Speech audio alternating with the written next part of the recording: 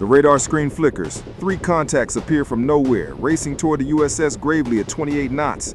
In exactly 90 seconds, someone will have to decide whether to fire or hold. That decision could trigger the first naval engagement in the Caribbean in over 3 decades. The clock is already ticking. It's 5:17 in the morning when everything changes.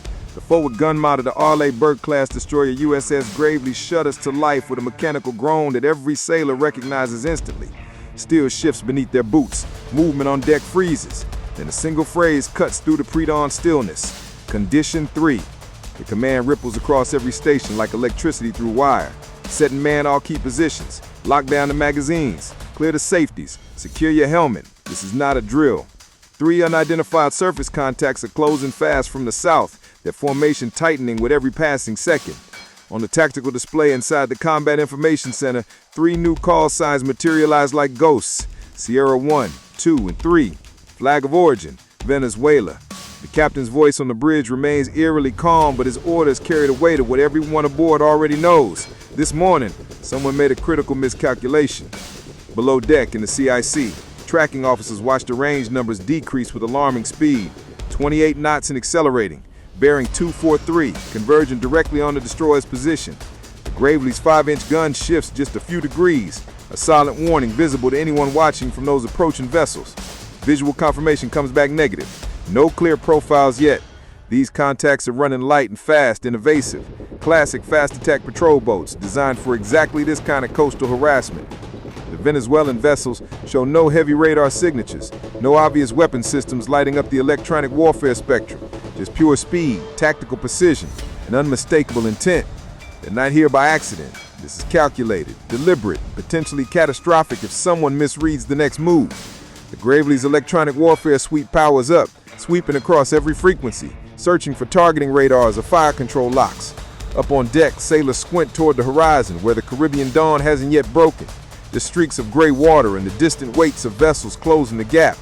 They've trained for scenarios exactly like this hundreds of times, but training never includes real foreign warships, real political tensions, and real consequences for getting it wrong. The contacts push inside 12 nautical miles. The tactical officer's voice cuts through the tension. Recommend we mark them as hostile intent pending identification.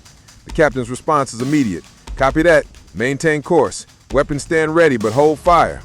Down in the main deck corridor, sailors slide into the battle stations with practiced efficiency. The 5-inch gun loaders check shell feeds. CIWS crews bring the phalanx systems online. Those 6-barreled Gatling guns the sailors call Angry Steel. Hydraulic drives roar to life. The mount spins up with a mechanical whine that echoes through the steel bulkheads. Every ship in the fleet trains for fast approach drills. They usually end with laughter and debriefing over coffee. But drills don't come with Venezuelan national flags. Drills don't happen when Caracas is this angry, and definitely not this close to international boundaries that both sides interpret differently. Bridge to CIC. Contacts accelerating. 29 knots now. Mark closest point of approach at 4.6 nautical miles. The helmsman keeps the destroyer's heading steady, maintaining position within international waters, just 3 miles from the line that separates lawful patrol from deliberate provocation. One wrong course correction now, and this becomes something neither government can easily walk back to. Binoculars scan the horizon. The Venezuelan patrol craft are angling straight toward the Gravely's beam from the southwest. It's a textbook tactical approach designed to maximize pressure while maintaining deniability. The message is crystal clear. We see you. We're not intimidated, and we're not backing down. The engineering section maintains full power. It may need to maneuver fast. This encounter didn't materialize from thin air. The USS Gravely isn't here by coincidence. For 2 months, U.S. Navy destroyers and Coast Guard cutters have been patrolling these waters under Operation Sentinel South, a joint mission targeting drug and weapon smuggling routes connected to Venezuelan territorial waters. 4 days earlier, Navy helicopters intercepted 2 speedboats suspected of trafficking weapons and narcotics toward Curacao. One vessel ignored repeated warnings and was ultimately sunk. Caracas called it unprovoked aggression. The Pentagon called it law enforcement. Now Venezuela's Navy is pushing back, testing exactly how far they can go before triggering a direct confrontation with American warships. The USS Gravely is one of the most advanced surface combatants afloat today. Equipped with the Aegis combat system, SPY-1D radar arrays, and enough firepower to level a small city, she represents overwhelming force projection. That power is precisely what makes these encounters so volatile. One misread signal, one incorrect assumption, and escalation becomes instantaneous and irreversible. The Venezuelan boats are likely white Caporal-class patrol craft, fast, lightly armed, optimized for coastal operations. They're not built to run a firefight with an Arleigh-Burke destroyer. They're built to provoke one.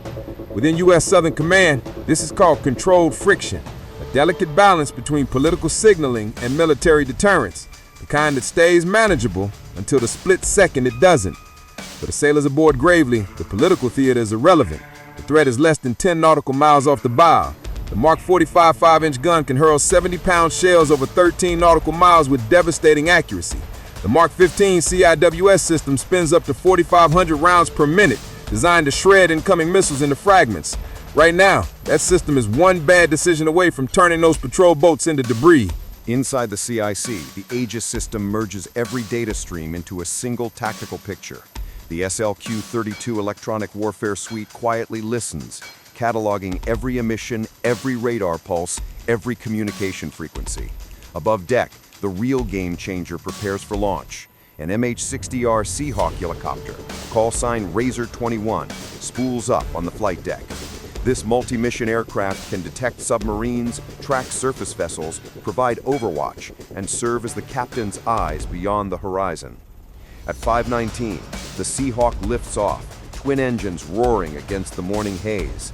The captain's orders are explicit: eyes on, no weapons hot. Razor 21 banks south immediately, its FLIR pod locking on to the Venezuelan formation within seconds. 3 small craft in a loose V pattern, their wakes cutting across the dark water like knife wounds. Through infrared, the crew identifies national flags, sensor masts, and personnel silhouettes. The report comes back clear. Razor 21 to Gravely, visual confirmation on 3 hulls, formation steady, speed holding at 28 knots. The Seahawk's MX-20 sensor turret switches to thermal imaging, revealing bright silhouettes of 3 men at each helm, all watching the destroyer with obvious intensity. Down below, the Gravely holds steady. Her SPY-1D radar tracks every movement with centimeter precision, but fire control locks remain withheld. Activating targeting radar would shift the destroyer's posture from defensive to openly provocative.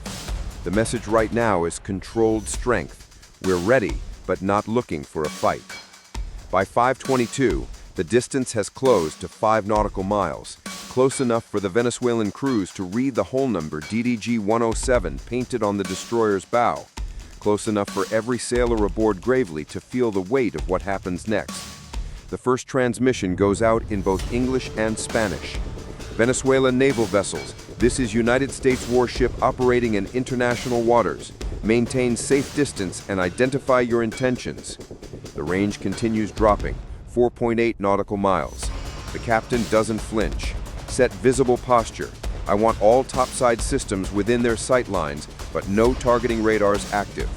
Up on deck, the phalanx turret rotates slightly, just enough for the barrels to catch the light. The 5-inch con locks in traverse, visible from every patrol boat bridge. The silent message is unmistakable. We see you. Don't force us to prove it. Finally, a response crackles through the radio, a Venezuelan officer's voice, tense and heavily accented. This is Venezuela Navy Patrol. You are operating close to our territorial waters. Identify your specific mission. The reply from the Gravely's bridge is immediate, calm and legally precise. Venezuelan naval vessels. This is USS Gravely, conducting lawful operations in international waters. Maintain safe separation. The patrol boats hold formation off the destroyer's starboard beam at 3.6 nautical miles. It's a maritime standoff, controlled but dangerously close to the edge. Every sailor aboard understands the unspoken reality. It's easier to start a war than explain one afterward. U.S. Navy rules of engagement are explicit. Ships can only use force in response to a verified hostile act or clear display of hostile intent. A fast approach alone doesn't qualify. Even a radar lock might not qualify. The legal and operational thresholds are deliberately high, designed to prevent exactly this kind of incident from spiraling into armed conflict. The destroyer sits 14 nautical miles off the Venezuelan coast. Venezuela claims an extended Bolivarian security zone, a self-declared maritime buffer the United States does not officially recognize. That's why encounters like this keep happening. Both sides can claim legitimacy. Both sides are technically correct under their own interpretations of maritime law. Radars track, cameras record, but missile cells remain sealed. Legally, Gravely is clean. Operationally, she's rock steady. But for her crew, the goal is simpler: avoid becoming tomorrow's international crisis headline. All it would take is one misinterpreted radar spike, one nervous trigger finger, and this quiet patrol transforms into a shooting incident that neither Washington nor Caracas wants to explain. That's the ultimate paradox of naval deterrence, demonstrating overwhelming strength by consciously choosing restraint. By 5:34, the Venezuelan patrol craft begin turning east. No words exchanged, no official acknowledgement transmitted. The Gravely holds course and speed. Every second of the encounter is logged with meticulous precision. Radar tracks, radio exchanges, power levels, even gun barrel temperatures. Everything will be reviewed by U.S. Southern Command before sunrise. The Seahawk lingers overhead, capturing footage of the regrouping vessels as they head back toward the coastline. Was this a test of American response time? A political signal sent from Caracas?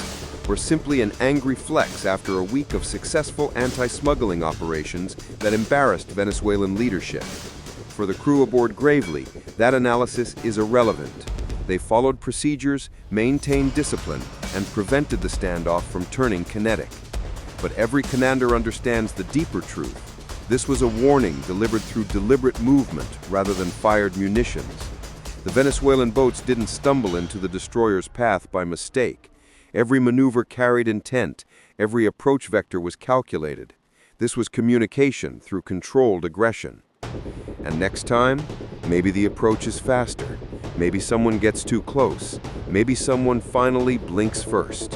What happens then could redefine the entire balance of military power in the strategically vital Caribbean region.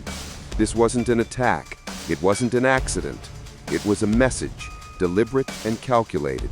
Because out here, every decision, even the decision to hold fire, can shift the course of history. So here's the real question.